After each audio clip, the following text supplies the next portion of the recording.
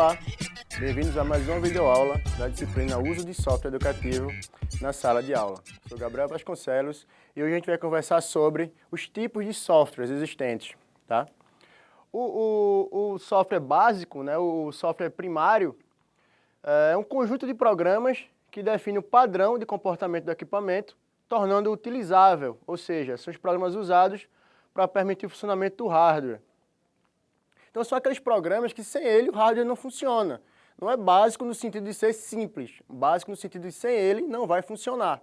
Tá? Como principal exemplo de software básicos, temos os sistemas operacionais, né, que vai fazer o hardware, o notebook, o computador, o smartphone funcionar.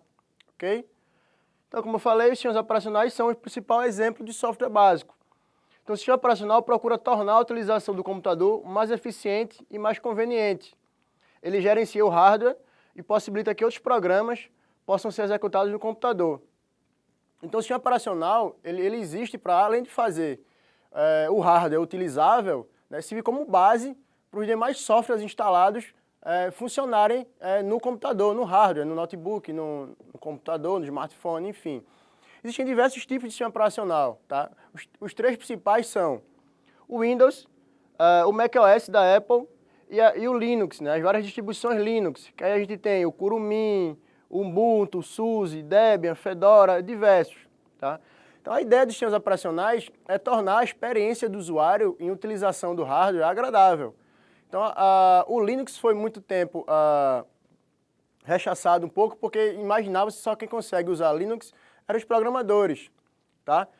Mas, na verdade, o Linux hoje em dia não, tem a interface bem amigável, então você consegue usar o Linux sem problemas. Tá? O uso é semelhante, por exemplo, ao do Windows, né, com janelinhas, pastas de arquivos, etc. Assim como existem os sistemas operacionais para aparelhos de mesa, né, PCs, notebooks, tem também sistemas operacionais para equipamentos móveis, né, equipamentos mobile, principalmente smartphones, que também existem alguns tipos. Então, por exemplo, Symbian OS, Windows Mobile, iOS e Android. Tá? Antigamente, quando íamos comprar um celular, por exemplo, escolhíamos o celular a partir do hardware. Né? Então a gente, por exemplo, comprava muito Nokia, porque Nokia derrubou no chão, era mais fácil quebrar o chão a quebrar o celular Nokia. Então o Symbian OS era o sistema operacional do Nokia. Tá? A partir dos smartphones, quando a gente pode agora instalar aplicativos e jogos e etc., o usuário passou a escolher agora a comprar smartphone a partir do software. Tá? Então, hoje em dia, o Android ganha uma fatia maior do mercado porque ele é um sistema operacional aberto. Então, mais empresas usam o Android, mais empresas desenvolvem para Android, tem mais aplicativos, mais jogos. Então, é mais interessante para o usuário comprar um celular, um smartphone que tenha Android instalado. Tá? Bom, existem também os softwares aplicativos, né, que é para uso geral. Qualquer sistema ou programa que processe dados e gere informações como saída. Podem ser utilizados em vários tipos de aplicações. Então, como eu falei lá, do Android, né, do iOS, do iPhone, enfim. São os sistemas operacionais dos smartphones, por exemplo. Mas os softwares aplicativos vão rodar, né, vão ser executados em cima do sistema operacional. E aí temos os softwares aplicativos de uso geral, como jogos, planilhas eletrônicas, Waze, WhatsApp, redes sociais, etc. Tá? Mesma coisa para notebook e computador de mesa. Quem tem as planilhas, executor player de música, né, são softwares aplicativos, são de uso geral. Tá? Aqui mais exemplos. Né? Então, o software é o que vai comandar o hardware. Tá? Então, por exemplo, para esse robozinho que está lá em Marte, conseguir navegar e ser controlável, tem que ter um software instalado nele, tá? Então, predição de proteína, controlador de voo, AutoCAD, né, para os arquitetos planejarem a estrutura, né, a arquitetura dos ambientes, que está muito em evidência agora, reconhecimento biométrico, né, por causa das eleições. Quem faz o reconhecimento biométrico é o software. Claro que a leitura da impressão digital, quem faz é o hardware, mas o processamento é o software. No nosso caso, a gente vai estar estudando uma parte, um tipo específico de software, que são os softwares educativos, né? A disciplina é o uso de software educativo em sala de aula. Tá? Inicialmente, existe uma confusão grande entre software educacional e software educativo. Eles são diferentes.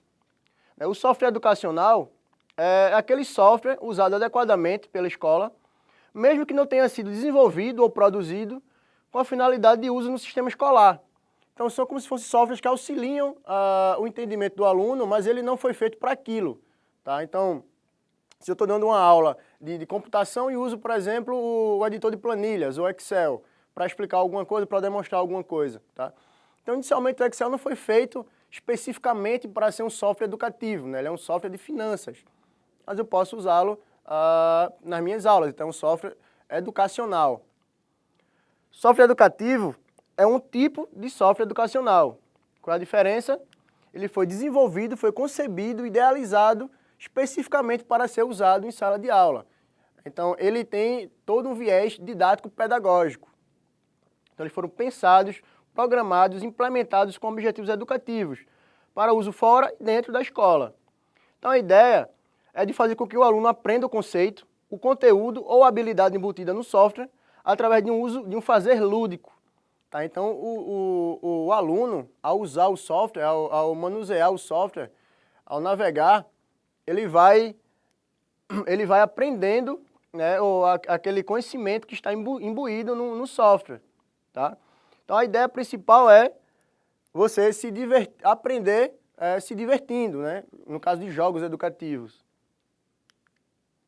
Então, quais são as características, né, que definem um software educativo? Bom, definição e presença de fundamentação pedagógica, que permeia todo o seu desenvolvimento. Então, se ele é um software educativo, né, ele tem que ter um viés, como eu falei, pedagógico. Tá? Finalidade didática, para levar o aluno a construir o conhecimento relacionado com o seu currículo escolar. Então, não é um software qualquer. Tá? Então, é um software desenvolvido para aquela disciplina específica, para aquele assunto específico, onde o aluno, ao usar aquele software, vai estar adquirindo conhecimento. Pode ter desafios, etc. Mas ao usar o software, ele vai estar incorporando toda aquela habilidade, aquele conhecimento disciplinar. Interação de uso. Uma vez que não se devem exigir do aluno conhecimentos computacionais prévios. Então, o software tem que levar em consideração que é para uso geral, qualquer tipo de aluno. Então, eu não posso exigir que o aluno tenha um conhecimento prévio computacional. Tá? Eu não posso estar excluindo aqueles alunos que não têm acesso ao computador, né? Que não têm tanta experiência com o computador. Então, o software educativo ele tem que ser de fácil interação, tá? De boa usabilidade. Não deve exigir que o aluno tenha conhecimento prévio no manuseio do computador. O uso de novas técnicas para o trabalho com imagens e sons, cativando cada vez mais o interesse do aluno pelo software. Então, sempre usar tecnologias de ponta, né? Tem que estar atualizando o software com tecnologia do estado da arte. Isso vai fazer com que o aluno desperte maior interesse, né? A tecnologia desperta aquele interesse, né? Aquele vislumbre inicial.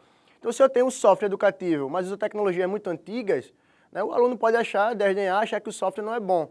Então, é sempre bom estar atualizando, né? Para o aluno estar sempre em contato com as tecnologias mais recentes. Temos aí duas imagens, né, de alunos usando, por exemplo, óculos 3D, né? Estão imersos na inteligência artificial, né? No mundo artificial. O professor manuseando ali a realidade aumentada, né? Acho que é uma célula. Enfim, então isso desperta bastante o interesse do aluno. Aí vai fazer com que ele aprenda aquele conhecimento de maneira mais fácil. Bom, de qualquer modo, o emprego destes programas não garantirá por si só a aprendizagem dos alunos, pois os mesmos são instrumentos didáticos de ensino que podem e devem estar a serviço do processo de construção e assimilação do conhecimento dos aprendizes.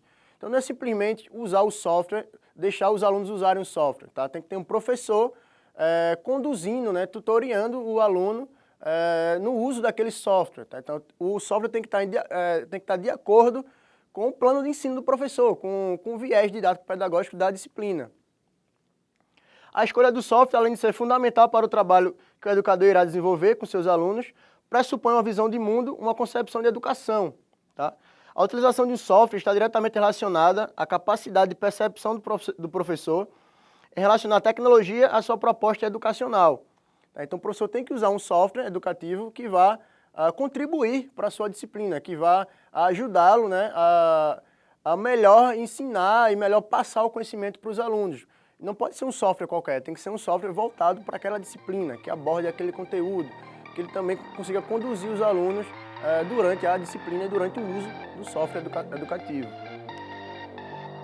Bom, a aula de hoje era para explicar os tipos de software que existem e explicar um pouco do software que a gente vai usar em nossa disciplina, que é o tipo de software educativo. Eu espero que tenham gostado e até a próxima videoaula.